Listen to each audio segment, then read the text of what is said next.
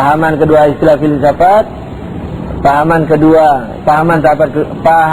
tahapan kedua filsafat adalah keberadaannya internal, pensifatannya eksternal. Begitulah bahasa ekstrimnya. Kalau tidak paham instruksi loh.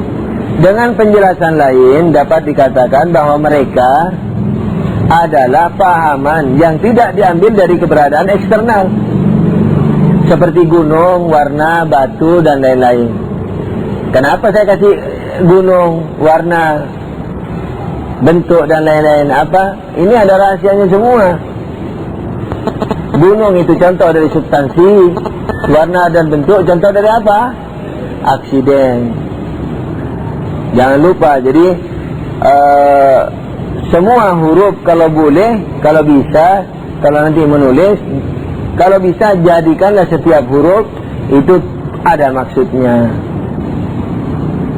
Seperti gunung, warna, bentuk, dan lain-lain, sebagaimana pahaman pertama logika. Yani maksudnya apa? Yani mereka itu, yani wajib, mungkin, banyak, qadim, baru, potensi, de facto, dan lain-lain itu adalah pahaman yang tidak diambil dari keberadaan eksternal, seperti gunung, sebagaimana dalam pahaman tahapan pertama logika. Karena mereka tidak memiliki wujud yang bisa diindra.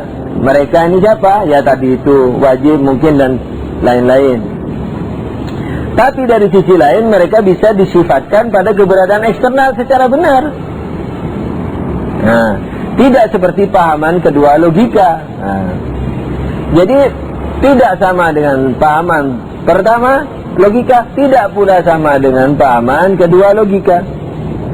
Kenapa kalau logika tidak seperti pahaman kedua logika yang keberadaan dan pensifatannya di dalam akal atau internal saja? Universal, internal. Yang mau disifati pensifatannya manusia sebagai universal juga internal, karena bukan manusia luar yang mau disifati dengan universal, tapi manusia dalam. Dengan demikian mereka adalah, yakni wujud mungkin dan wajib mungkin dan sebagainya itu adalah keberadaan dalam akal, tapi dapat disifatkan kepada berkeberadaan eksternal. Begitu. Lebih jelasnya, hubungan subjek dengan mereka disebut pensifatan. Yani hubungan subjek dengan mereka, apa subjeknya itu? Subjeknya ya Tuhan misalnya, manusia misalnya Tuhan, wajib ada misalnya, manusia mungkin ada misalnya, kayak begitu. Dah? Lebih jelasnya hubungan subjek dengan mereka disebut pensifatan, sementara hubungan mereka dengan subjeknya disebut dengan aksiden. Jadi mereka mengaksideni subjek mereka di dalam akal, tapi subjek mereka tersifati dengan mereka di alam eksternal. Sebagai contoh, nah masih kurang jelas. Sebagai contoh, mungkin itu mengaksideni manusia di dalam akal, hingga dikatakan bahwa dalam pernyataan manusia adalah mungkin ada, mungkin yang bukan merupakan keberadaan indrawi ini telah mengaksideni manusia di dalam akal secara tidak bisa tidak.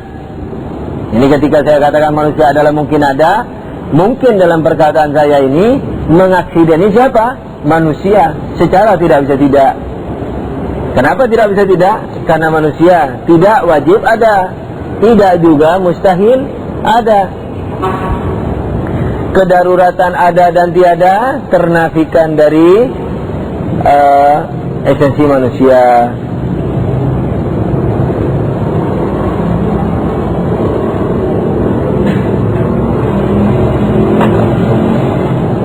Oke. Mana? Yakni sekalipun mungkin tersebut bukan keberadaan indrawi, tapi keaksidenannya bagi manusia adalah pasti. Memang bukan indrawi, tapi pasti benar itu tadi, dan tidak bisa diragukan. Sebab makna mungkin adalah penegasian dua kepastian, di mana hal ini adalah keharusan bagi manusia. karena ia bukan wajib ada dan bukan pula mustahil ada. Inilah yang disebut dengan keaksidenan mungkin di dalam akal. Jadi kalau ditanya apa keaksidenan, apa maksud dari keaksidenan mungkin di dalam akal? Nah, jelasin ini seperti itu. Bahwa mungkin ini mensifati atau mengaksideni manusia secara tidak bisa tidak, karena manusia tidak darurat ada dan tidak darurat tiada, tidak wajib ada dan tidak mustahil ada. Oleh karena itu secara darurat dia adalah mungkin. Nah,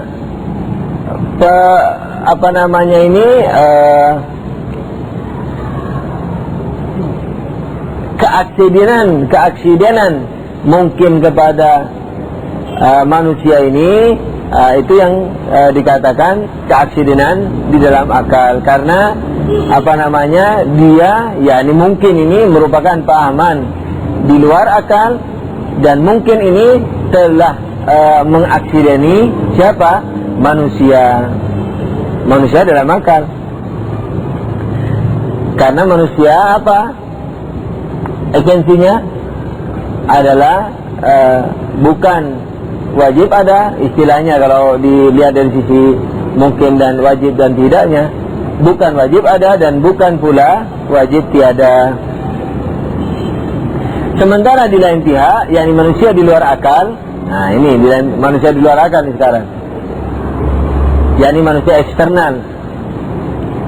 Kalau dihubungkan dengan mungkin itu, jelas ia tidak bisa melepaskan diri juga. Why? Padahal yang namanya mungkin itu bukanlah suatu keberadaan indrawi yang nyata.